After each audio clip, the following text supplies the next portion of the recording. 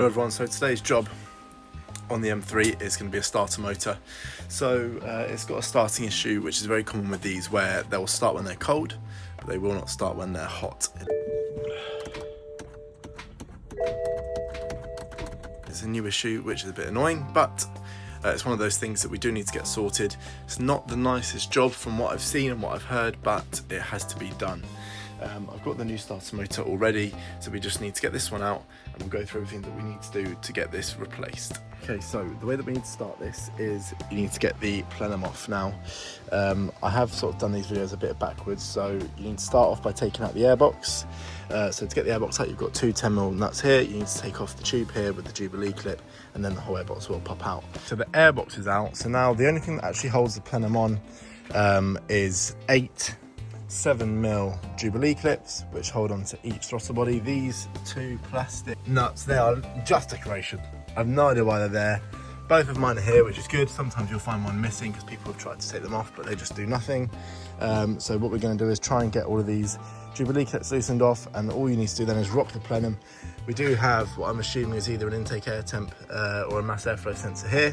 And then also you need to be careful of this coolant return line there, and you also need to be careful of this breather pipe or secondary air pump pipe, sorry, which goes around to the back of the plenum as well.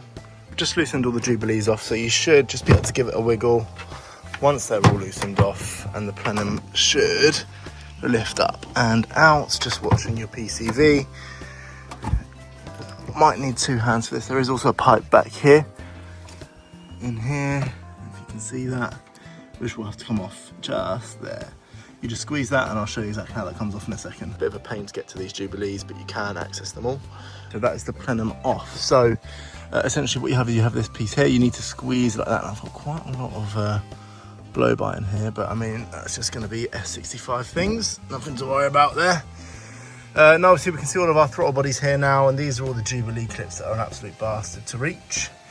So what we need to do now is we're going to plug all of these throttle bodies so we don't get any contamination falling in into our cylinders.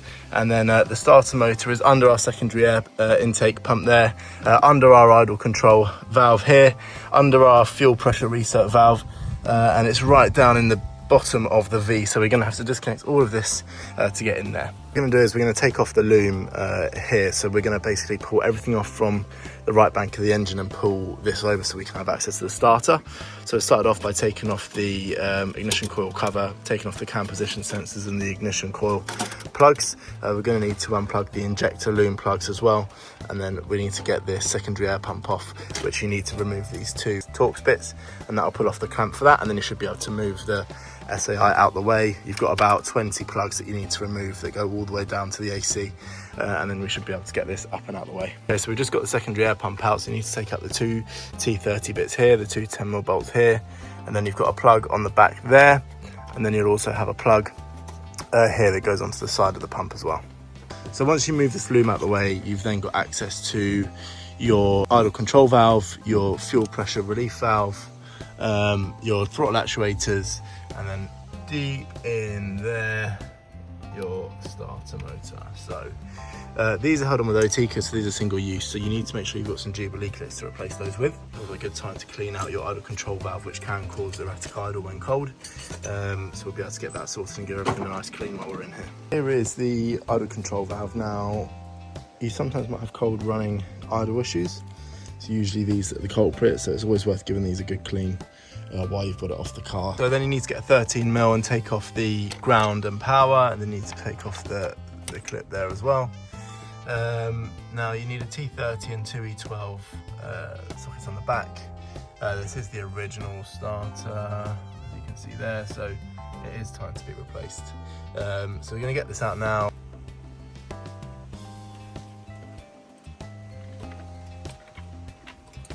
You've got one clip. Right, so it starts out. Obviously, it's a good time to get the Hoover out and give it a bit of a clean, but I don't know if I've really asked. Flywheel tooth inspection. Flywheel tooth, they look good to me. There it is, the original starter. The new one is about to go in. Okay, so once you've got the starter in, you need to get your idle control valve back in. So you need to make sure you get some Jubilees to replace the OTKs with, which we've done. Screwfix did a nice little assortment pack, as you can see here. Definitely worth a buy for like 16 quid.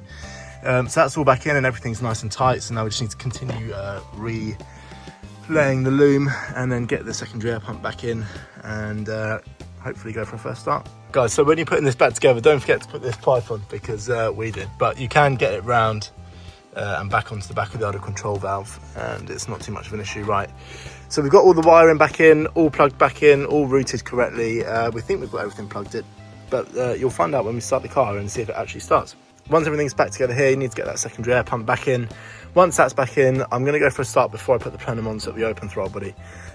So just make sure you've got no debris around that's going to fall in there. Everything is complete, everything's back together, everything's plugged in, just haven't got that cam cover back on, the ignition coil cover.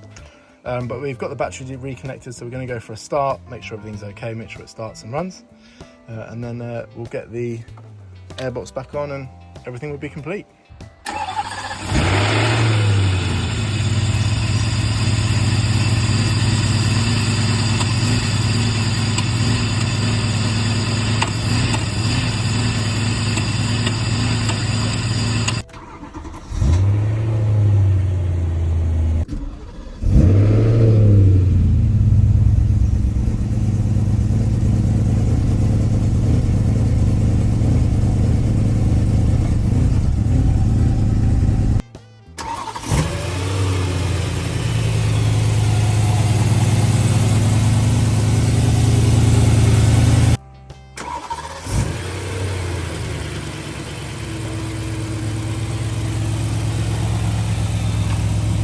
That's fine at the moment.